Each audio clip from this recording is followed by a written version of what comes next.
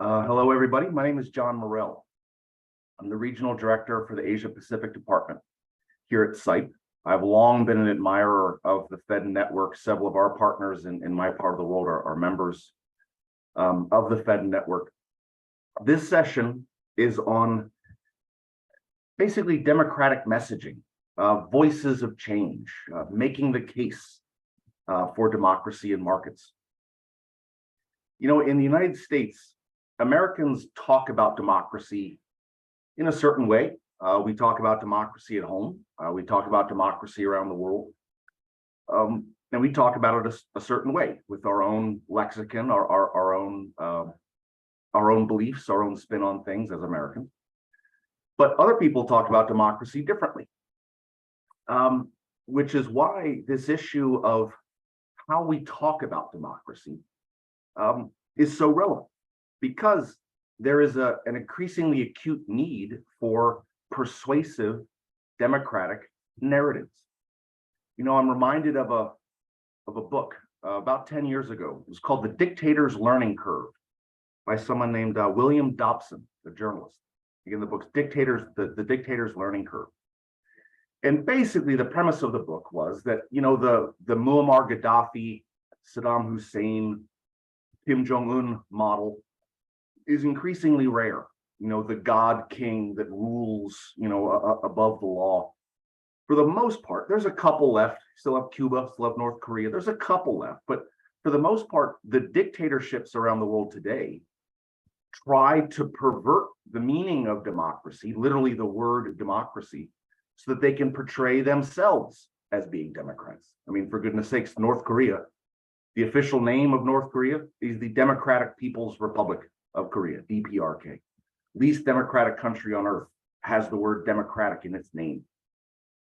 Also, you see things like the term the China model, quote unquote, the China model, a term which implies an alternative option from market-based capitalism, a rules-based order, a rules-based society, rules-based governance, rule by law rather than rule of law.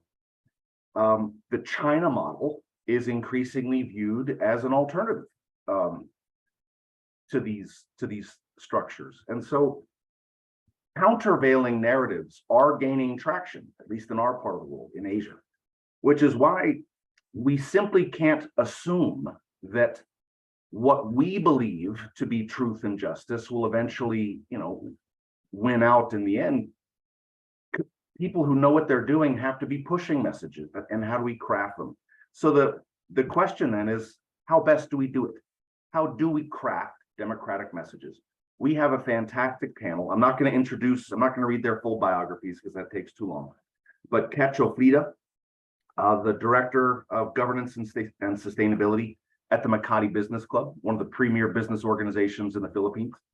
We're also very pleased to be joined by Beatrice Rayo, Senior Advisor in the Office of Global Trends and Technology at the Democracy, Human Rights, and Governance Bureau of USAID, and our good friend Louisa Tomar, my longtime colleague, who is now heading up SIPE's newly established Center for Digital Economy and Governance.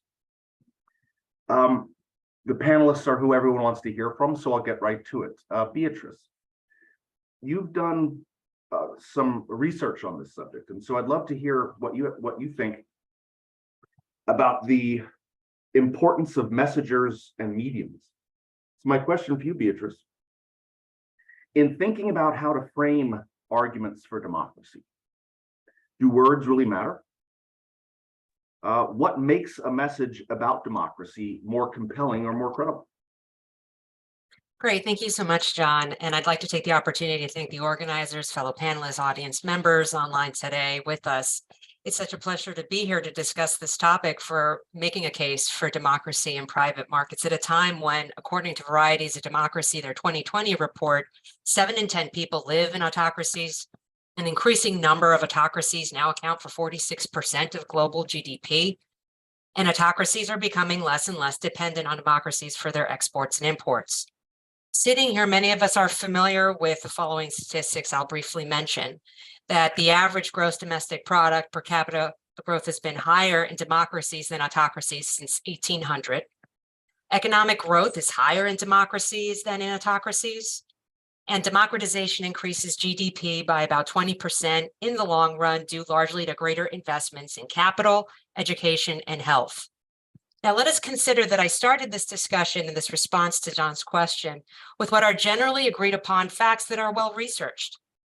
That said, these facts are often not enough to make a case for democracy in private markets and do not reflect the lived experiences of many people the world over.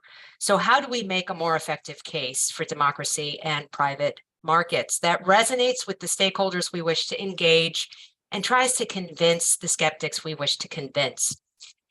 What the research that the DRG Bureau undertook leads us to the following proposition. I argue that we focus on looking for common entry points for discussion, and that those common entry points are values. Closely held values are a key element in narratives that impact mindsets, social norms, expectations, and actions.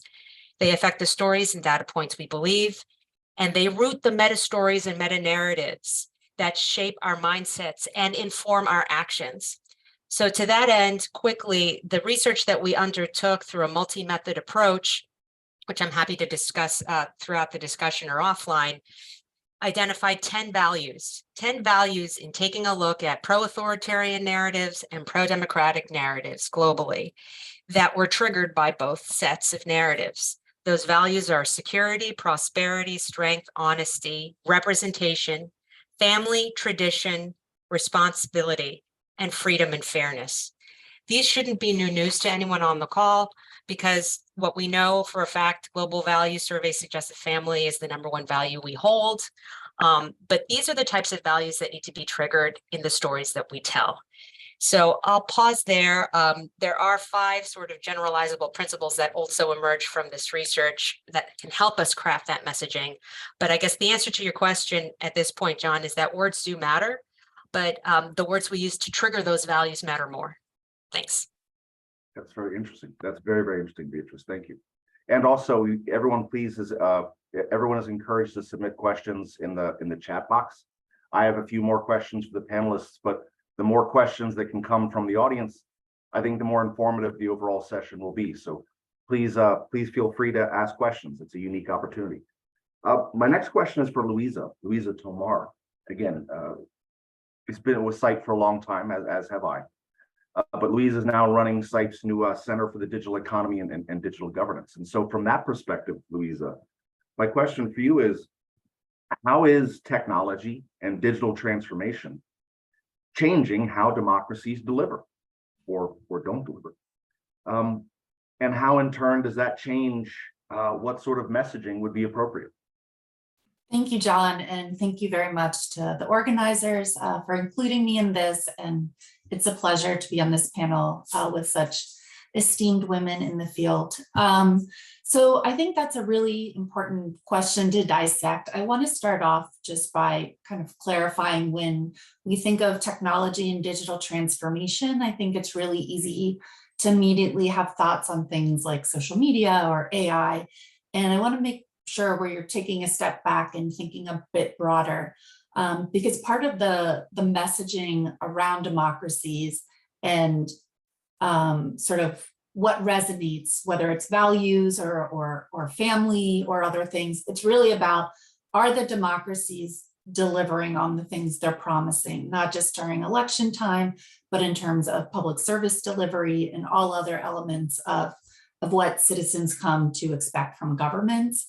And I think increasingly technology and digital transformation is one of the key elements of what citizens expect of their governments. So yes, I agree, health and safety and education are critical, but more and more, especially during and in our sort of post-COVID, and it's not really post-COVID, but while we're living with COVID environment, citizens expect their governments to ensure that they have access to the internet, affordable internet, ICT infrastructure, access to digital tools and resources. And they're seeing communities across the globe increasingly with new platforms and tools, and the expectations of what citizens want is evolving along with that. So I think digital transformation has become part of what democracies need to be delivering in order for citizens to trust in the institutions. Of course, a big piece of that is making sure that the policy and regulatory landscape around that isn't sort of falling into what John suggested is sort of the China model of rule by law rather than rule of law, and making sure that, you know, the inclusion and opportunity in the domestic business ecosystem and the domestic digital economy ecosystem is making a difference locally. So I want to set that up as it's a new expectation for government. And I think one of the interesting distinctions between, you know, sort of pre-digitalization or technology in our everyday economic, social, and political lives is we now have this much faster feedback loop with our governments.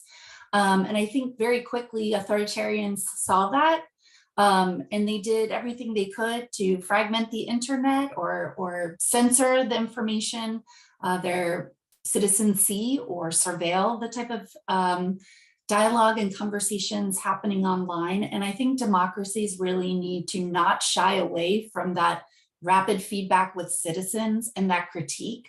I think that's a really important opportunity for democracies and you know, public servants and others to say, yes, we see you, we hear you, and we're adapting and we're evolving and we're making changes, because this feedback loop is fast. So when you get it right, you know quickly, and when you get it wrong, you know probably even faster, and the whole world knows to a large extent.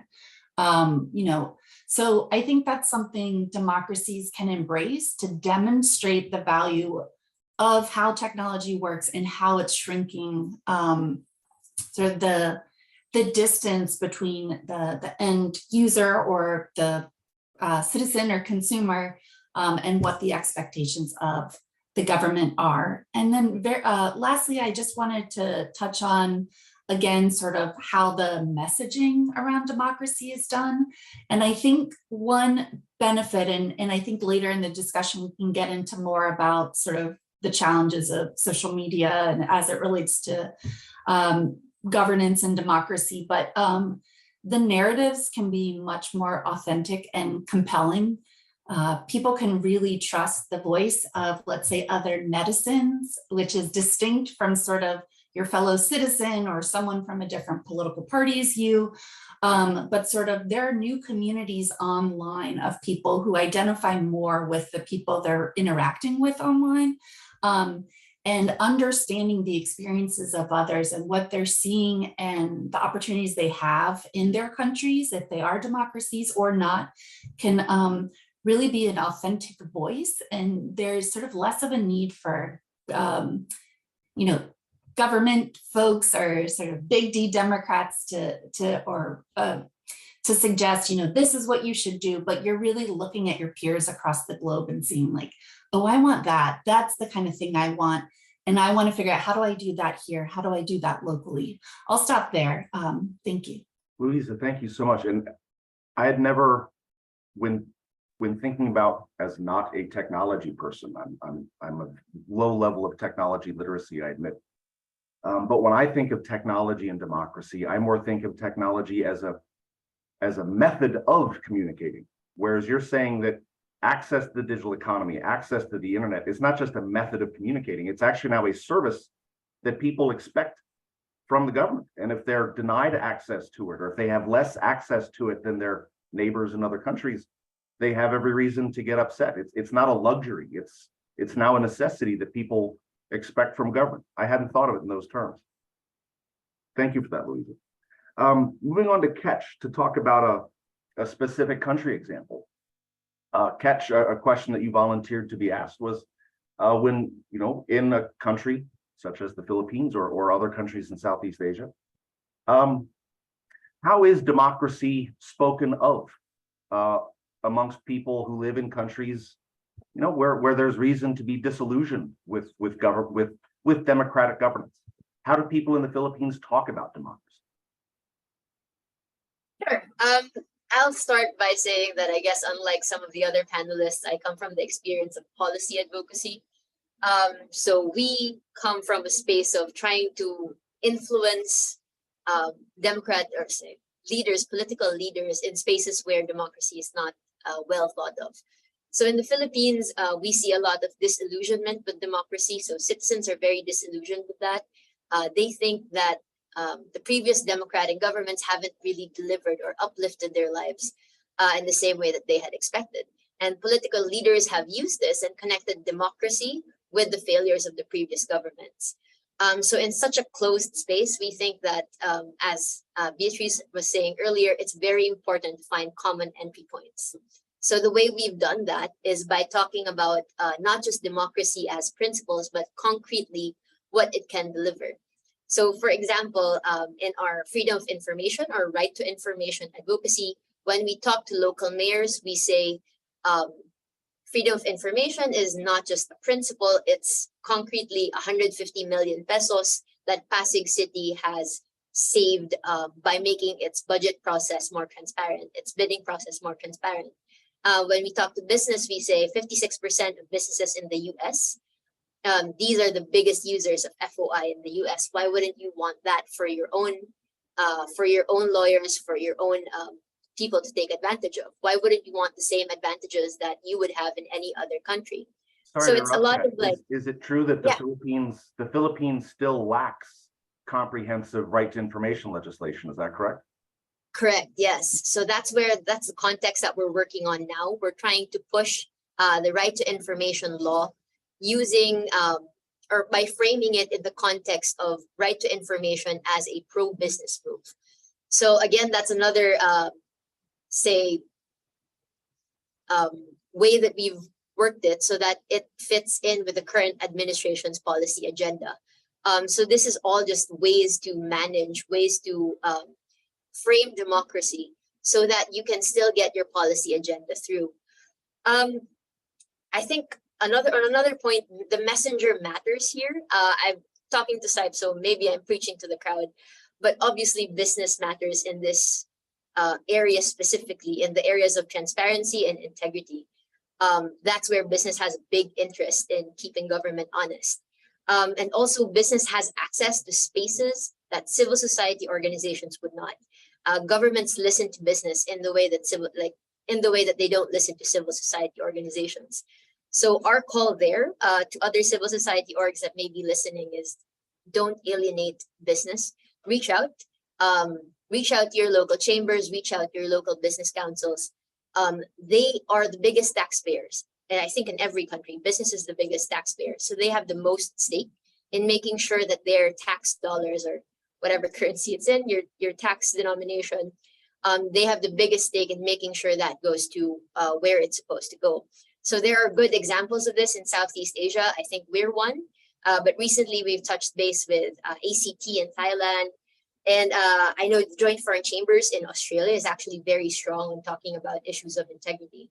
So in your countries, maybe give that a good think, think about talking to your local business association.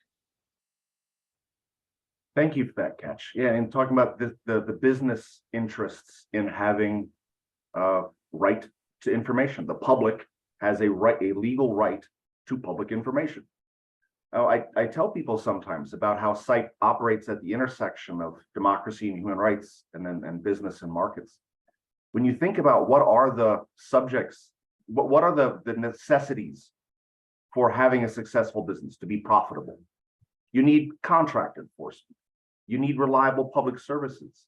You need to have trustworthy information on credit and prices. If public information is not publicly available, or if it's not publicly available in a way that could be trusted, this is bad for business. This isn't purely for human rights activists in the traditional way. These are business issues. Businesses have a real incentive here. Beatrice, please. No, I just wanted to contribute to Katch's point there and John, the discussion about trusted messengers under the umbrella of trusted messengers absolutely matter, whether it's the business community for the reasons that Katch had identified as other avenues for government advocacy because they have shared interests that perhaps are closed to civil society activists or netizens, I think, as was referenced by Louisa earlier, a term that I'm not familiar with, but I am now. That they're peer communicators. Or I spent time in Mozambique and Nigeria, and the trusted messengers there were the market women, the women who worked in the market, who were the nodes of information, who would come take information and distribute it out and were trusted. So I think it's really important when we're talking about the messaging of any kind. Obviously has to be rooted in fact, demonstrate its value, but that the way that it's delivered through trusted messengers and how that is envisioned is really, really critical, I think, to the acceptance of that information and then the likelihood that it will be acted upon. Thanks.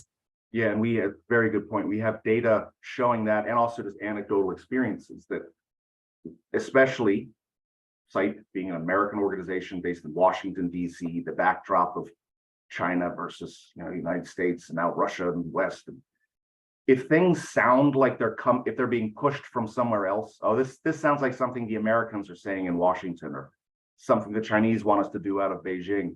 It's understandably people will instinctively be skeptical, if not immediately conclude, oh, that's propaganda, I don't want to listen to it. So you're absolutely, that's a very good point. It's not just the quality of the message, it's the appropriateness of the messenger. Very, very good point. But Kat, sticking to stay with you, you talked about how in the Philippines, there's reason for people to be disillusioned with, we keep electing these people and, are things really getting any better? And Louisa talked about the importance of democracy. Democracy has to deliver. So a follow-up question to you, Ketch. How important is it to have real specific examples of how democracy can be effective? And does that need to be part of an effective message? No, it's absolutely central. I'd say that's the first thing you'd have to think about, especially in the Philippines, where, say, there's very high poverty, increasing rates of inflation. The first thing that people will ask you about is not what principle is this, what framework is this, what concept is this. It's whether how can this concretely improve my life? So in the Philippines, you've been here several times, John. One of our biggest issues is transportation, for example. One of the questions that people keep asking us is if I advocate for FOI, how can that improve my travel time?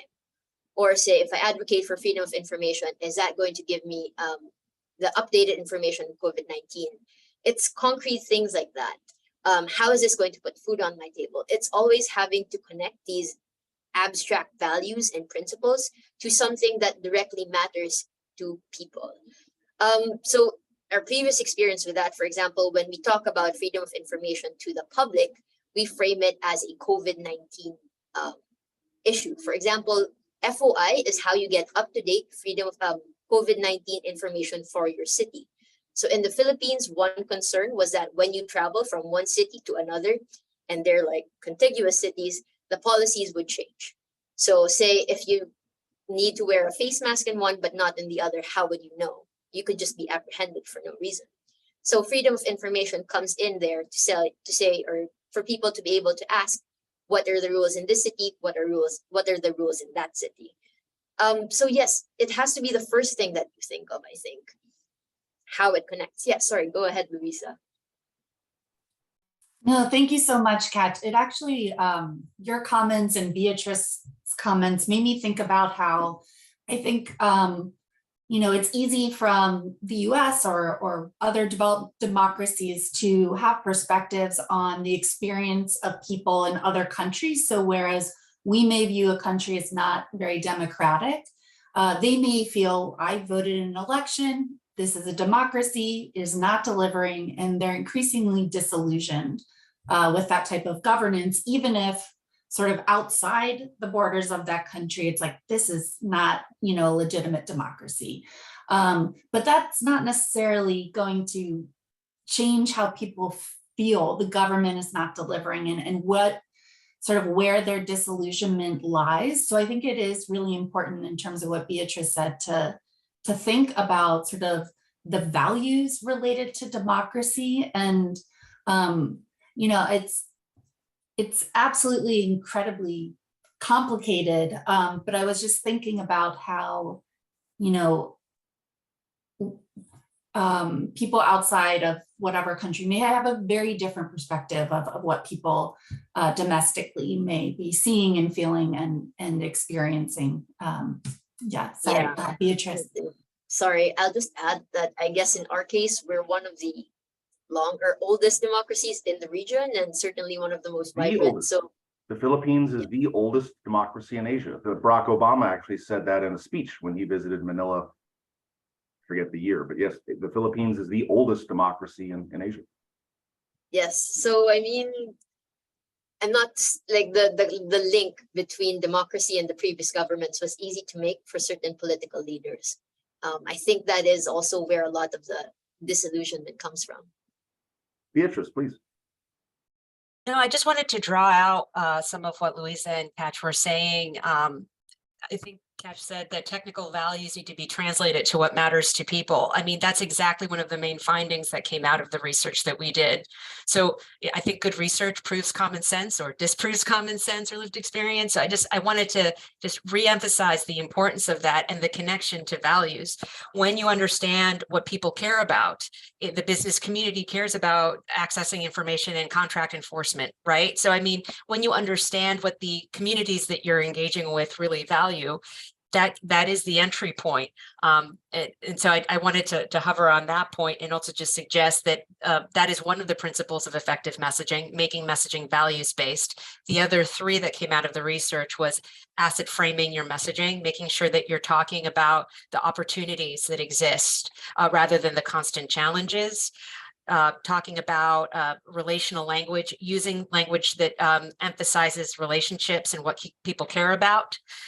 Making sure that the language is not highly technical, exactly to Catch's point, that is accessible and understood, and making sure that the message contains cultural relevance, whether that's stories or some sort of cultural connection that really grounds that message. So just what Louisa and Catch were talking about felt like a great connection to those points, and I just appreciate it. Thanks. Appreciate that. And we're starting to get questions. However, I seem to have lost them for a moment. We're starting to get questions from the audience, and one of them, and every question that's submitted, we're going to get to. So please, if you want the panelists to discuss it, please post it in the chat. The most recent question, Louisa, actually closely mirrors a question I was going to ask you. I was going to ask you about some of the negative media coverage of the impact on technology on democracy. We hear a lot about how the authoritarian forces use oftentimes social media and technology to advance their narratives. I was going to ask you about that, but this most recent question from can't quite see the whole name, but the question is to you, Louisa, and for anyone who can't see the chat, I'll read it. The relationship between democracy and digitization seemed to turn into a double-edged sword. Rather than the citizens holding authorities accountable, hasn't it become the other way around? Isn't the citizen today much more transparent and accountable to the government and not really vice versa? So it's basically the similar, different wording of the same question.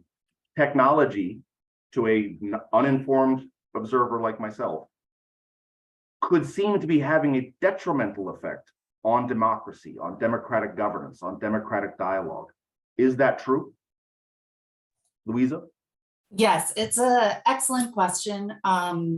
And in many ways, I think the answer is complicated, but I don't disagree at all with the premise. And I do think that the loss of privacy and the volume of data we have out there does make people feel like they are sharing an enormous amount of their daily lives, their daily experiences, everything they're buying, that they're looking at online.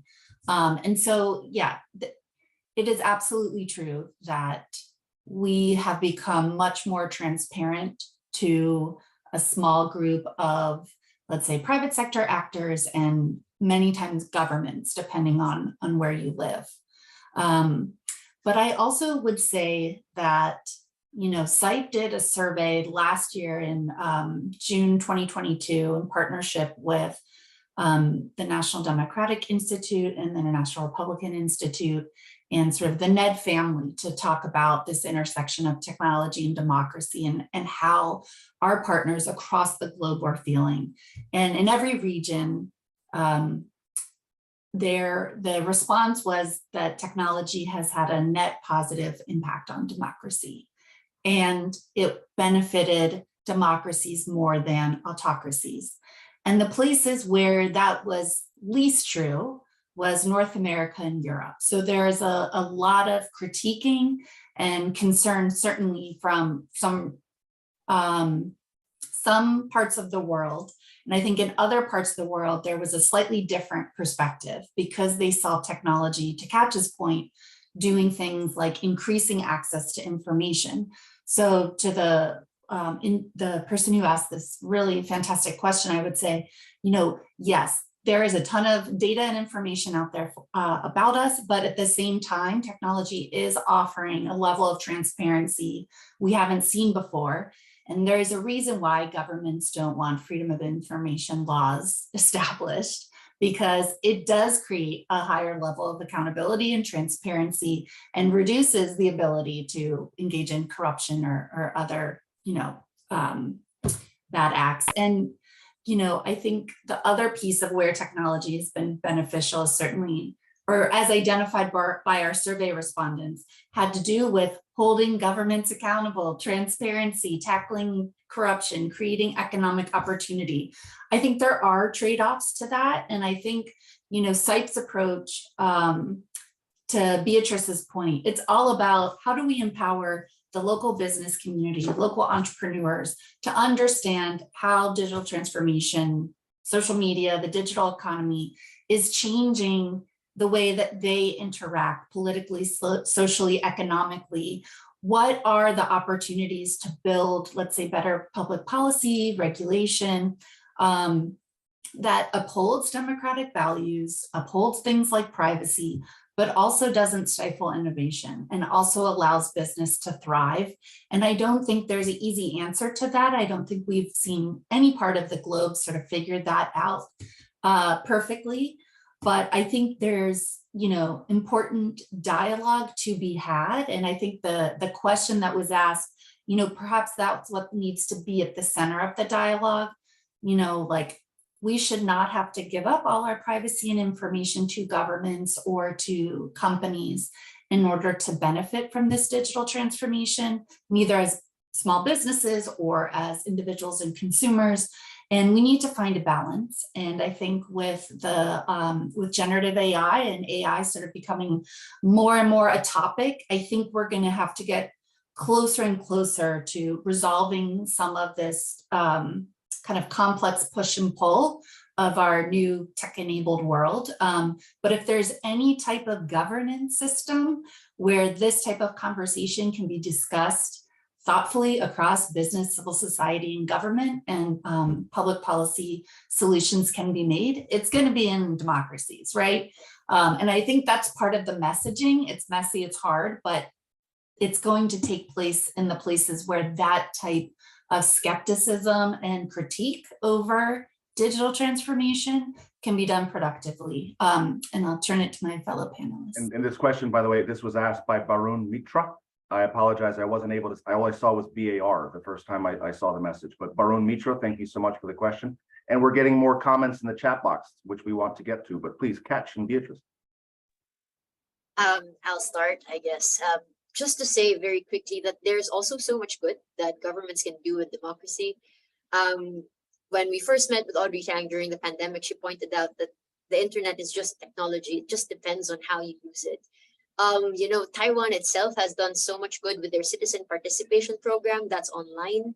We've copied that in the Philippines to great success. During COVID-19, mayors who would normally just talk to a small group or a small room size of 20 people were able to expand their sample size to say 500. And that was on like key COVID-19 ordinances in major cities. So I guess touching on Luis's point, there's also so much good that can be done with the internet and with technology, not just the bad stuff that we see. Thank you, Katj. Beatrice? Yeah, I just wanted to reflect on what Louisa and Catch said before about the democracy and innovation. I mean, some of the research that we did really came up with that as a comparative advantage of democracies, because there is a fearlessness to being open to criticism and then channeling that criticism rather than stifling it. So that is definitely one of the areas where, if one were to think through some of the broad principles that act in favor of democracy, that's one of them, that innovation. And I guess the other quick point, and I don't know if Catch can reflect on this, but that came up when Louisa was speaking, was the portion of the digital rise in digital authoritarianism book written by Steve Feldstein made me think of Facebook as an economic engine. It's a platform, right, for making money. So I know for this community, it's not just a freedom of information or a conduit to gain access to information. It's a conduit to make a living, right? And so I just wanted to reflect on that for a moment, given the discussion in the audience. Thanks. Thank you for that, Beatrice. And actually, the next question I wanted to flag for you, because once again, one of the questions from the audience closely mirrors a question I was going to ask you, Beatrice. Robin Situla is asking, we have often seen big businesses fail to rise above their own self-interest. How do we cultivate greater interest in market economics and true democracy amongst the business community? How do we get the business community on board? A question I was going to ask you, Beatrice, is that because free enterprise and market economies are so important to helping democracy deliver, how do we bring them into this conversation? So once again, two different ways of wording a very similar question. Beatrice, I'd love to hear what you have to say. I mean, I think probably Catch is best placed to answer this question, but I'll take a stab at it in terms of even recognizing, and actually to take a step back, I think that we have a lot to learn from the business community in terms of marketing. Right. I think this is something that we actually, as a small group, talked about before we met today, and are having this broader conversation about how social marketing and brands, how branding is done. I think earlier, John, you mentioned about democracy being used in the term Democratic Republic of Congo in the name of the country. Democracy is a powerful brand, and it's constantly being redefined. And it's something that speaks a lot about the aspirational nature and what it can do in terms of bringing everyone together under the same umbrella. So I think what we have to learn from the business community, maybe not necessarily bringing them in, is understanding how they've been using the approach of values, triggering values, creating communities to purchase products, and enabling agency and choice, right? Because none of this is about taking away people's free will or choice to make certain decisions, but understanding how they've been using this approach and how we can really tap into it, because it's fundamental, I think, to communication. So I'll pause there. Thanks. Thank you for that, Beatrice. And while Catch, I have a thought to add on to what you just said, Beatrice, but then I'm going to go to Catch, and Catch, the question from Adam Perkins Goldstein is one that I'd love to hear, given that you work with the Makati Business Club. I think you probably have some interesting things to say to Adam's question, but just to follow up on something that Beatrice mentioned. In my opening comments, I mentioned, what are some of the factors that are necessary for a healthy business environment where someone can start a business and make money and be profitable? You need contract enforcement. You need reliable rule of law. You need effective courts. You need property rights, strong property rights. You need reliable public services. You need public access to public information. These are all ingredients of a functioning democracy as well. And so the same social, economic, political factors that create a healthy business climate, where again, people can start businesses and make money, turn a profit, those same ingredients are the building blocks for democratic society as well. And so that's often what SITE tries to do, is bridge the gap between what seem like disparate interests. Advocating for democracy is not purely for activists on the street corner waving signs. Their role, protesters, are important. Business has a vested interest as well. Louisa. Sorry, I wanted to let Catch respond, and then I'm happy to go after her. Yeah, sure. One question for Adam Perkins. Oh, so I guess, so then putting a bow on what I just said, we'll go next to a question from the audience, Adam Perkins Goldstein. who is asking, what role can business associations and or chambers play? What role can they play in framing democratic messages? The Makati Business Club, one of the premier business organizations in the Philippines. Ketch, I'd love your perspective on that question. Sure. So I can start with the how can you get business to think about your advocacy? I think if there's anything that we have learned over the past few years and learned painfully, it's how to make the business case for every advocacy. And all of that stems from the fact that business does not exist in a vacuum. You exist as part of government, as part of society. Meaning if, as Rebecca Henderson says, if the world is on fire, you can't keep on doing capitalism. You have to actually actively work towards making your society better in order to get services, in order to get your business to function. So on the how chambers, what role chambers play, concrete role that we play is we act as a shield. So for example, in the Philippines, on cases of integrity and bribery, when individual businesses report that, they're subject to retaliation. So what they do is they pass it through us, which is like a more general business association. So the government official in question is not able to pinpoint which exact business made that report, and so they're not able to retaliate. They're more likely to act on that request rather than to just retaliate against that specific person. Another note is that business associations can actively forward things that benefit business as a whole. So as Makati Business Club, that's something that we think of. How does the role of business in society is something that we try to forward. That's why we focus on issues related to citizen participation, related to freedom of information. These things will not bear fruit on the immediate term. Short term is not where this is going to be. It's going to be much down the line where all businesses have access to information that they need. And, you know, citizens participate in government and they're able to give government the feedback that they need. Sorry, go ahead, Luisa. Now, somehow I knew, Kat, you were going to say, like, tee me up for what I wanted to say. So, you know, I think you've touched on something SITE has worked on quite a bit, which is, you know, finding avenues for civil society, business, and government to come together. And I do think something like digital economy and digital transformation can be like a really salient area to build trust. And one of the projects we're working on is, you know, what's the business case for digital rights?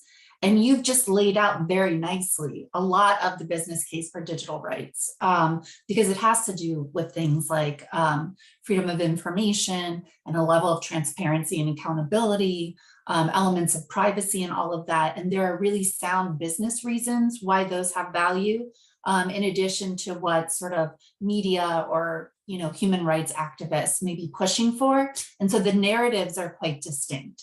Right? One may be a purely economic business narrative and approach, but the end goal, the solution, whether it be policy, regulatory, does look the same. And I think there's really a need to build more trust. And in terms of the question before, about businesses' role in democracy, you know, every time I hear that question, I think of the Edelman Trust Barometer survey, and year after year, trust is low, but it's always highest with the private sector.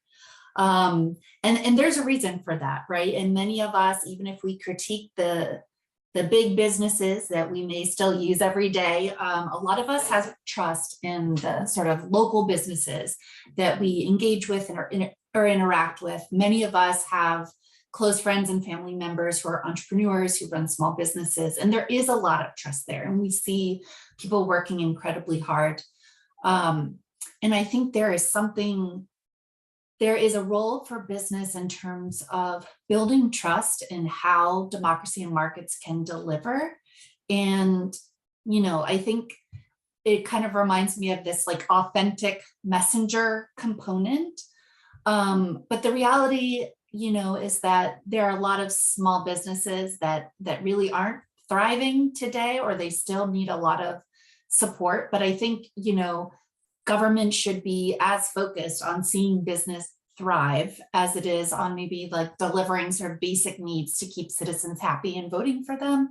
And I don't mean to sort of be flippant about that. I just think that, too often governments sort of paint the business community as the villain, especially in certain parts of the world, including in some sort of transitional democracies. But there is a real need there, both in terms of, just the messaging on democracy, but also the economy broadly speaking, and then sort of the type of jobs opportunity, the labor environment in a country.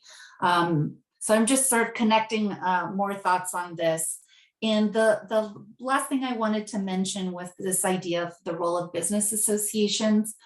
So SIPE has been working with the Center for Indonesian Policy Studies based in Jakarta for many years. They had a really interesting policy paper on co-regulation. Just underline that name for the audience, the Center for Indonesia Policy Studies, CIPS, goes by CHIPS. CHIPS. Is what it's called. I encourage everyone to look them up. They're an impressive organization. Sorry. Absolutely. No, not at all. They are phenomenal, and they have a wonderful conference called Digi Week every summer to talk about digital transformation in Indonesia. But they did a policy paper on co-regulation, and this touches on what I said, like how do you find the solutions to the complexities of digital transformation? But the idea is that a business association can be that trusted intermediary that can help further facilitate the self-regulation of business and sort of the more hands-on regulation by government. Because in the technology space, often governments or government actors are the least informed or well-equipped to understand how technology works and what the issues are versus business themselves that are innovating, that are using some of the rapidly evolving tech innovations. And there is an important role for business associations to play in sort of mediating in there and providing a service. Thank you for that, Louisa.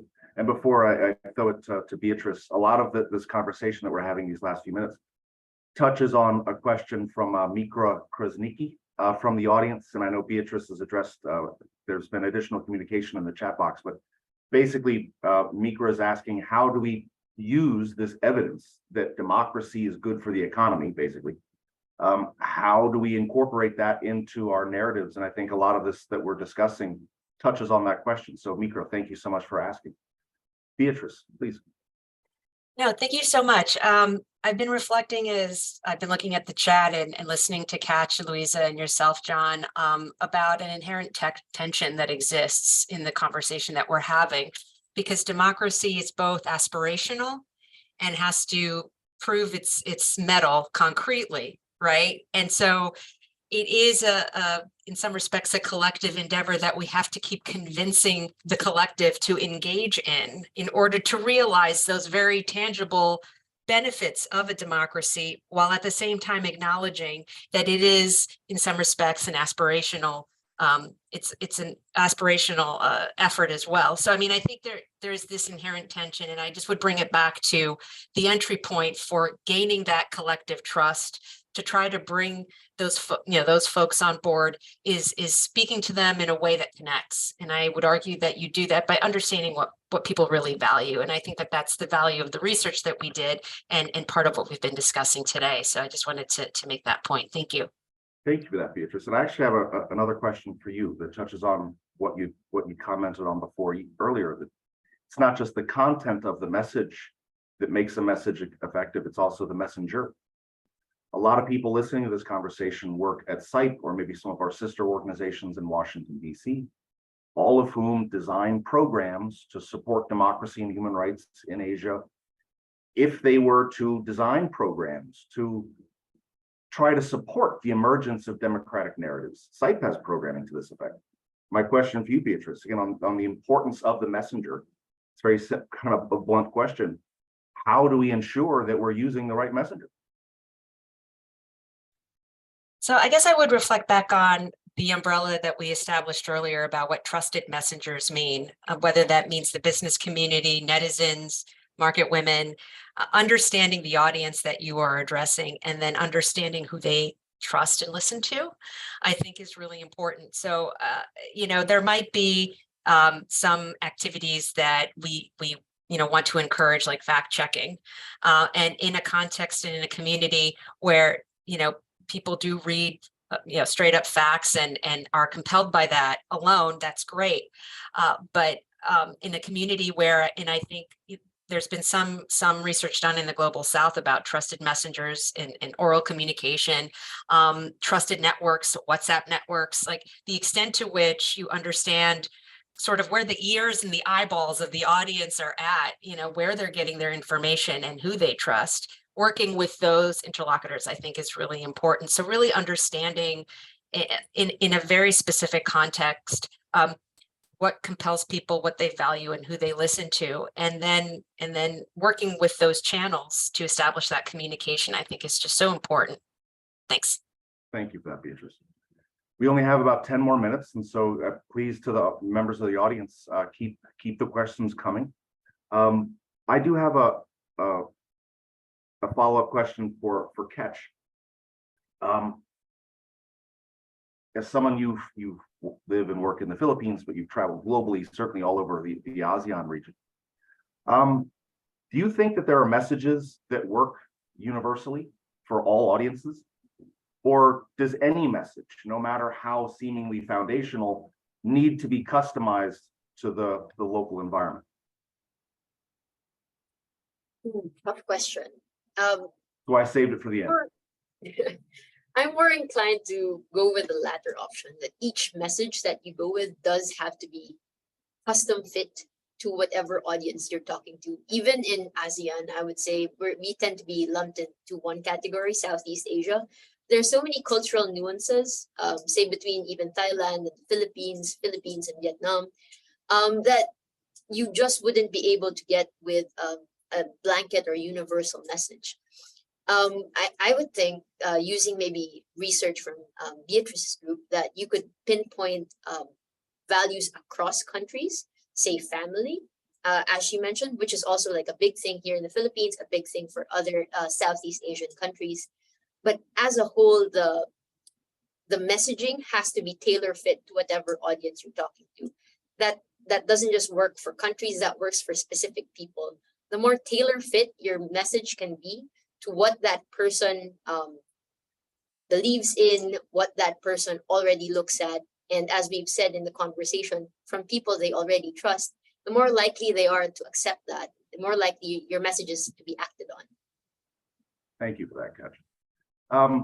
One last question that I'll get to from the chat box from our friend Warda Fatima, who we commented earlier that the authoritarian powers around the world mimic, they use democratic vocabulary. They have Cambodia just had an election. Hun Sen's party won. Just so spoiler alert, it was a close one, but Hun Sen's party pulled it out. Egypt has elections. Iran has elections. So again, the old Muammar Gaddafi, Saddam Hussein model of authoritarianism is very, very rare. Dictators today mimic Democrats. It's part of, they mimic Democrats. It's part of how they present themselves to the world. So I'll make this an open question, kind of maybe the last one of the session, and then we'll wrap things up. Basically, the question is, given that authoritarian governments, authoritarian regimes mimic democracies, they use democratic terminology and things like that, how concerned should established democracies be about their own democratic backsliding? And that's not entirely a hypothetical question when you're looking at countries like Hungary, Slovakia, established democracies that would seem to be moving in the wrong direction. This is an open question to the panel. Any quick thoughts on that question? Because it's an important one.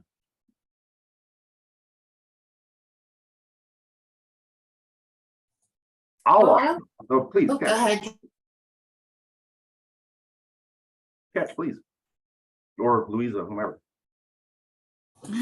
Okay, no, I was just going to say, I think despite what I said earlier on this call, I think people tend to very much understand the type of governance system they're living under. And I think we saw, for example, in Belarus, that the Belarusians were very aware of the type of election that took place and what unfolded after. I think we are seeing in some of the most closed societies that may call themselves democracy or use terminology of democracy and have elections, that people are quite fed up. And I think we've seen protests in many places, including Iran, Belarus, and elsewhere, that, and you know, they are most in touch with what is not going well.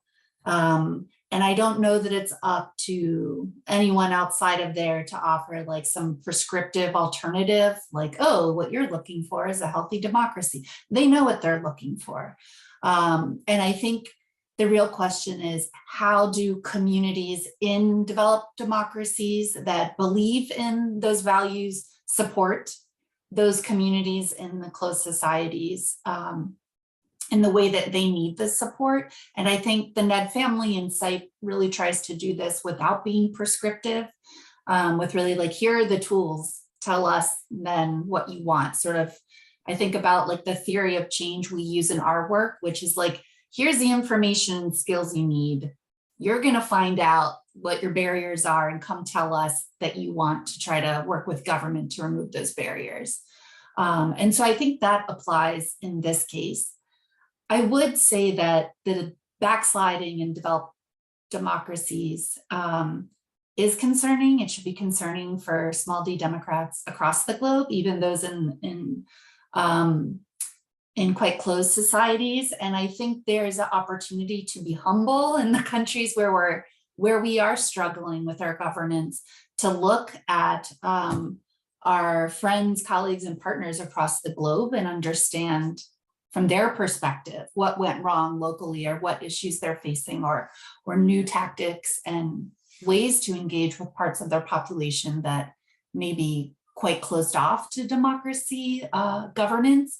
So I think perhaps in ways, similar to ways where, you know, like at least in the United States, people say like it's less about the state you live in, it's whether you're in a city or a rural community. I think to some extent that may apply globally. So to, I think, Katja's point, like, you know, having mayors across the globe communicate and sort of local democratic actors communicate. And I do think technology can help facilitate that we may be able to sort of shore up one another rather than thinking of ourselves as like, we are from this country versus this country. It's like, we share these values globally. Some of us are in very close societies, but we all need to work together because we all benefit together if we can maintain or sort of build stronger democracies. Yeah. Fourth, though, to catch for the last word, catch Aunt Beatrice for the last word. You know, this talk about democracy that delivers, it has to deliver real benefits to people if it's going to work. I'm reminded of a series of surveys that USAID funded in Indonesia about 10 years ago. They did annual surveys on people's perceptions of democracy.